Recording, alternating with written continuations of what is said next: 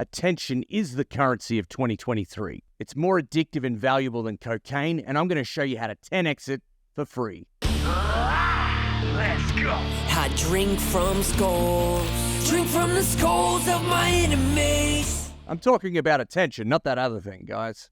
Let's keep it clean around here. But no truer words have been said. Attention is the name of the game. The more you get, the more opportunities you have to help people sell the thing that you're trying to do, right? So in today's episode, I'm going to give you 10 practical tips on how you can start getting more attention and as an added byproduct, start generating more leads today.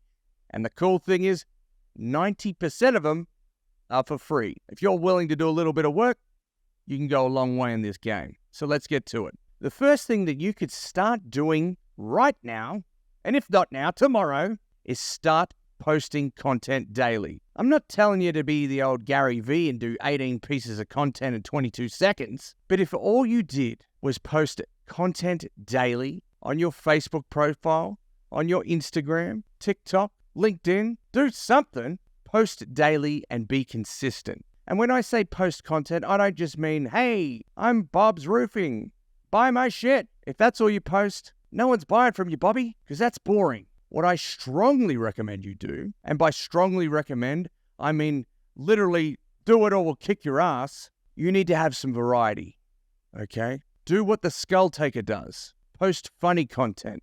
Share a meme. Post stuff about your relationship with your loved one, with your kids, with your parents. Make it relatable. Share some client wins. Post the end results. Show people that you are getting the result that they want. Put up a few testimonials. Share a story about how you overcame adversity. Share some adventures. The key is variety. When you post things with some variety, you connect with people on a deeper level. And you're going to find your dream clients. You want to know why? Because your content attracts people who like the things that you like. And funnily enough, it repels the people who don't. That's how you will land consistent dream clients. But posting the content isn't enough. You need to add these prospects, these potential dream clients, as friends, as followers. You need to engage with them. They won't find you. You need to artificially build up your profile by doing some action points. You need to add these people as friends. Make some friend requests. And once you do this and you start posting content daily, just wait and see how many people reach out to you when you've been consistent. It's a 30 to 60 day investment of time, sweat equity, doing the work before you'll start getting results, but it will be one of the best lead sources you could ever have. And if you're someone who's a whinger or a complainer who doesn't have any time, grow up. No one has time. We make time. All you really need to do is either once a week or once a month, map out 60 minutes to 90 minutes, put it on your calendar, and you're going to create content. You're going to go through your phone. You're going to pull out different images or videos of things that you've done that match the criteria that I just spelled out for you. And you've probably got 3 to 6 months of content already in your old images. How do I know all this stuff? Because I've been doing it for the past 5 years. We've even got a program on it. Shows you how to do it. Got one that'll hold you accountable too. BM for deets if you want. But if nothing else, do the thing. Which brings me to my next tip. Number 2. And this is a favorite of the Kens and Karens of the world. Don't forget Susans and Dianes. And also people named Tom. No offense, Tom. But this one, you're going to add your $2 or add your 20 cents. What does that mean? Well, have you ever heard the saying, who wants to throw their 2 cents in? Everyone's got an opinion. This is where it comes into play. We're going to add our 2 cents to potential prospects on social media. We're going to leave an opinion. We're going to ask a question. We're going to engage with people who we may be able to do business with in the future. They are an ideal prospect. They meet certain criteria that you've already created. They're a potential dream client. And we're going to throw our 2 cents out there. We're not going to try and sell them. We're not going to try and hard close them. We're going to make a deposit. We're going to provide some advice. We're going to look professional, credible, trustworthy. If nothing else, we're going to be funny. Where does the 20 cents come in? We're going to do it 10 times. Where does the $2 come in? Well, I'm no math nerd, but we're going to do that over and over and over again. By doing that each day and throwing your 2 cents out at 10 people or 10 cents out at 20 people, whatever you want to do it or call it or frame it, you are creating engagement. And here's a little secret that next to no one knows. You're actually pulling these people into your feed. By engaging with them, you're then pulling them into your content. And if you're doing your job right and posting consistently and demonstrating trust, credibility, authority, relatability, all that good stuff, you're going to shorten the cycle of how quickly someone wants to do business with you. People will start reaching out to you in the DMs. So don't rest on the comments. Throw your $2 around and start engaging and interacting with people today. It's that simple. And again, this ain't a place for excuses to thrive, okay? We allocate 10 to 15 minutes in your calendar each day for this task. It is simple. It can be done quickly, efficiently, effectively, but it has to be done. Put it in your calendar, get it done. And like the rivers of Babylon in many years ago, this flows into my next tip. Number 3, join local community groups. Might have said it once before, but I'll say it again because they are so powerful. Join local community groups. As an added bonus, reach out to a moderator or an admin. See who runs that bad boy. Reach out to them. Compliment them on running a great group. Connect with them. Make them your friends on Facebook or make them your Facebook friend. Let them know if they ever need help running the group and keeping it clean of spam. You're available. Who's available? This guy. When you can acquire 10 to 15 local community groups who have your ideal prospects in there, 10, 20, 50,000, it's a free advertising channel. People would pay a fortune to get that. Here's a strategy you can use to go and get it for free, but you got to do the work. Once you start acquiring channels, and this is something we used to do with all of our roofers, the organic leads were literally 50% of the leads we would get for people were through these methodologies. This stuff works. And if you're wondering why we stopped or why we don't do it anywhere near as much as we should, we still do it as a business, but our roofers, our contractors, most of them get that many leads. They can't keep up with them anyway. So this one went to the back shelf, but doesn't mean it doesn't work. Now, let's get back to the local group. You've asked the admin or the moderator if they would like your help keeping it clean. You're acquiring these channels. And if you can't acquire the channel, that's okay. Maybe not straight away, but maybe in the future, right? But in any case, you are going to post engaging questions. You are going to unearth some opinions because everyone's got one. And like we just discussed, most people love throwing them around. So here's a good way you can start getting an absolute boatload of leads. Ask a simple question just like this. What infuriates you about XYZ? And XYZ is your industry, my friends. About roofers, about marketers, about life coaches, about your husband, about your wife, depends on what you do, right? But a question like that, or even you can replicate that, that is going to get a ton of engagement. And then what you do, being the smart, educated, sophisticated, glorious stallion or mare that you are, you go and respond to each and every comment. You add these people as friends on your Facebook profile. You don't try and slam product down their throat. What you do is provide value. Answer the question. Tell them what you would have done differently. Make some recommendations. Provide value and advice. And you watch how quickly people will come back to you when you don't try and sell them. Which brings me on to my next point. This one's really just to upset and infuriate the fake marketers. The guys that are selling a service that isn't really a service. This one drives me mad, so I put it out there for free. Join local service ads with Google. Google guaranteed. It's been around for years now, and for a little while, it was one of the number one or the top 2 or 3 lead sources for most companies. But like anything good, it's had its heyday. And yes, it still works, but not everyone can get the volume. If you were late to the game, it is more challenging to get a high volume than, let's say, 2 or 3 years ago. So this is a program that Google have that you can register for. It's not available for every type of service, okay? But all you need to do is go and search local service ads, and it'll show you how to apply. It's literally an application process. It's kind of annoying, kind of painful. You have to submit a heap of information about your company, about your insurance information, about yourself and your workers.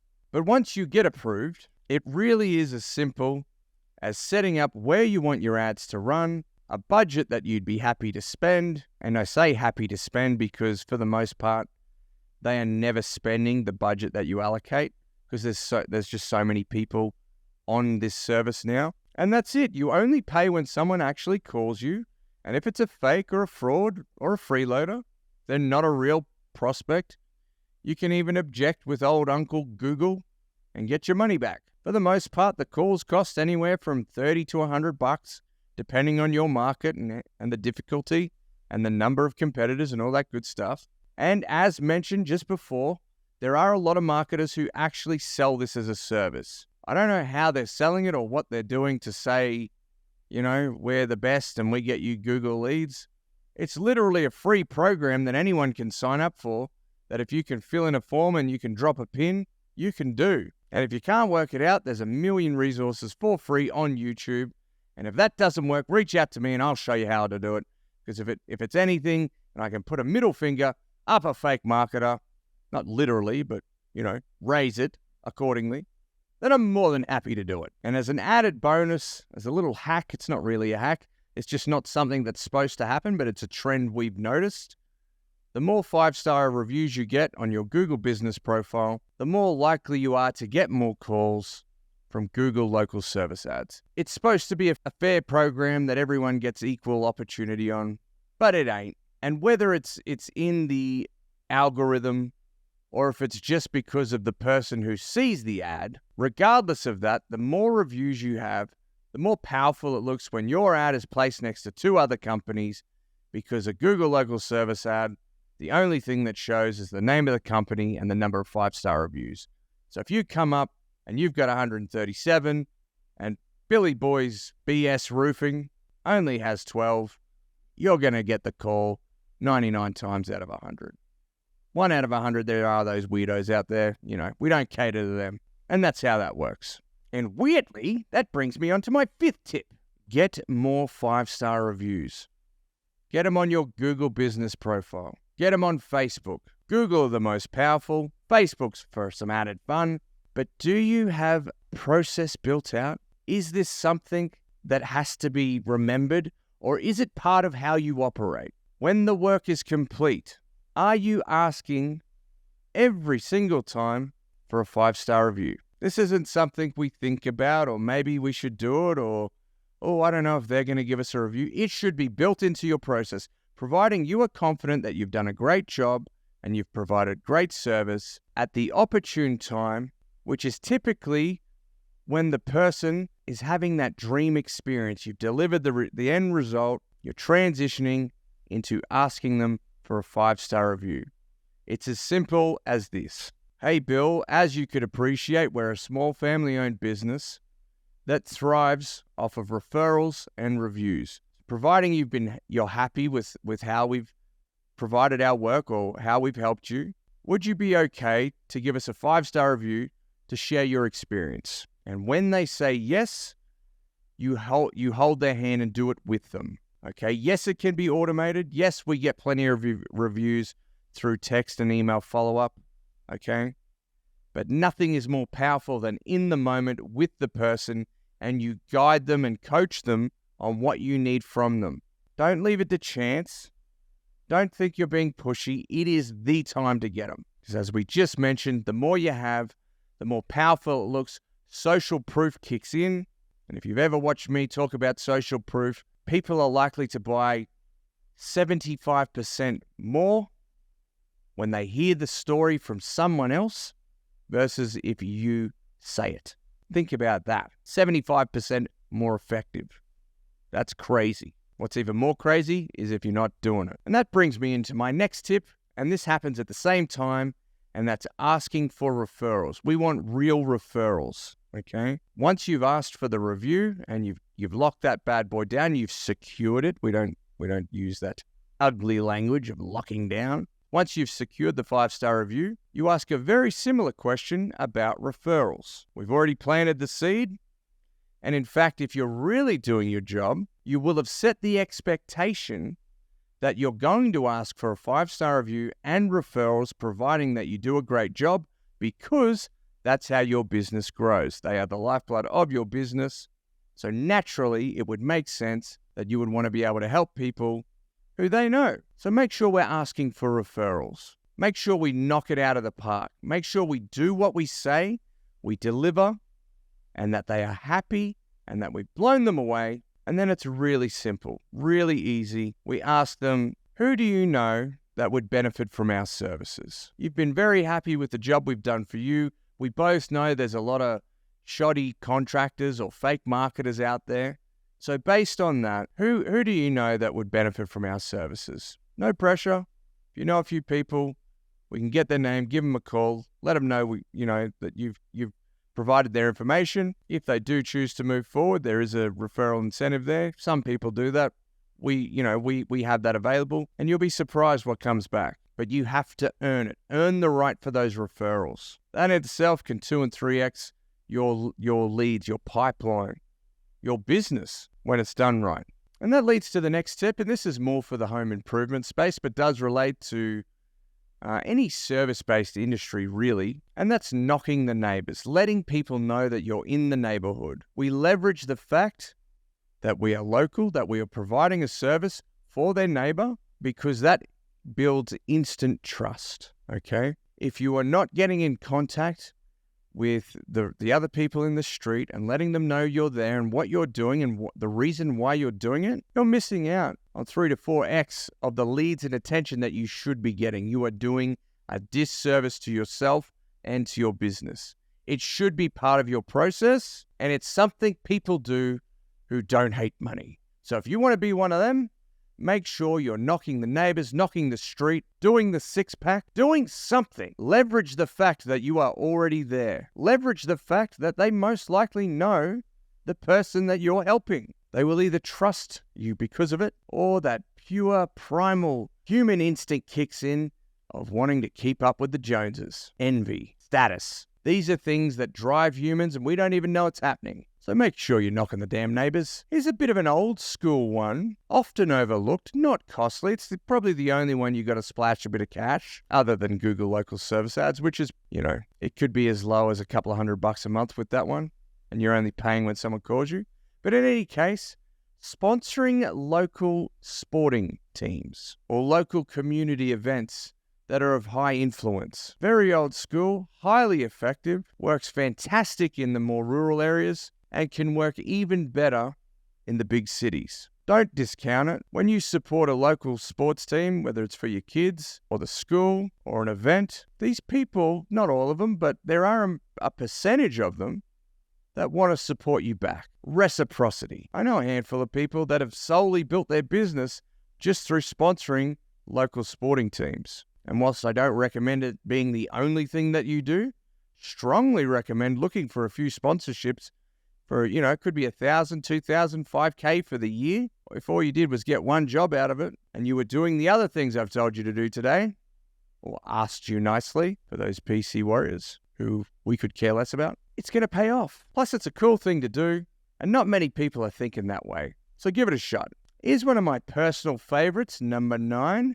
Reactivating your database of old leads. Your next 10 sales should come from people you've already spoken to. For whatever reason, they didn't move forward with you in the past, but it has been statistically proven that your database of prospects has deals in it. Maybe you caught them at a bad time. Maybe they didn't have the finances at the time. Maybe you forgot to follow up. Whatever the case, you need to reactivate your database. Text them, email them, call them, come up with a new offer, do something funny, do something interesting. Reactivate these people. Yes, you'll get a lot of people who tell you to go and jump in the lake, and that's putting it nicely, but you will get people who move forward. The simplest way you can do it, are you still interested in XYZ? And XYZ is, drumroll please, the thing that you do. When I do it, are you still interested in dominating your local market? Are you still interested in getting roofing leads? Are you still interested in drinking from the skulls of your enemies? Works 60% of the time, every time. It does work really, really well. And again, it doesn't cost much. It can be automated. You need to be doing it. Come on, guys. And last but not least, number 10. Let's get to it. This is the silent assassin. This is probably the most powerful one that most people, and by most I mean 99.9% of people, are not doing, and that's coming at the angle of quality assurance to all of your leads. Here's some shock horror. Half the people that your salesman didn't close didn't like them. They gave them excuses. They said they weren't available, but for no real reason, and we know why, but for no known reason to them, they didn't move forward. 50% of the time, it's simply a personality clash. If you haven't done training in how to talk to people effectively and communicate with them in their style, their language, half the time you're going to miss out on the sale, unless you invest in some training, obviously. But for those who haven't, or for those who won't, think about getting a quality assurance officer into your systems. Heck, people that do sales training, this is the number one thing that they have implemented, okay? And you don't actually have to go out and hire someone. Here's how it works. You need to know your closing cycle, whether it's 2 weeks, 4 weeks, 8 weeks, whatever that is, okay? And when it gets close to that point being over, the lead is almost dead, right? That is where the quality assurance officer takes over. Because if they're not going to move forward, why would you let them sit there dead? So here's how it plays out. Someone else on your team calls the damn lead, messages them, emails them, gets in contact with them. And their sole intention of that call, in an effort to improve the quality of what this company is doing, what our company is doing, we're checking on how the service was, or their experience was with the person who they spoke to last. So you and your company, you are checking and verifying the level of service that your salesperson provided to the lead, to the prospect, okay?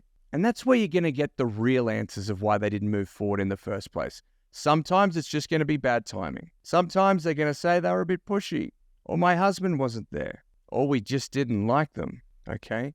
Whatever the reason is, you don't close them on that call. You take your role very seriously as a quality assurance officer, and you would be surprised at how many opportunities are rebirthed, re-engaged, and sold by having that person in place. When your business gets big enough, that becomes its own role, and it's part of service delivery.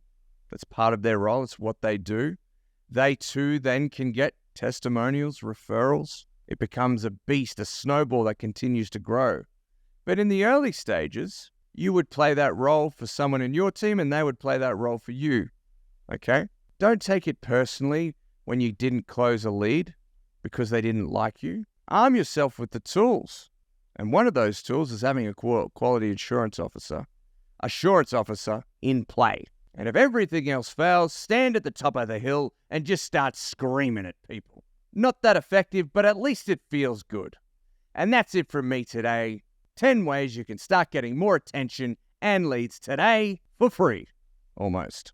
I'll see you guys on the next episode where we have a major announcement, big changes coming. It may be the last episode. You won't know until you watch it, and I'll see you there.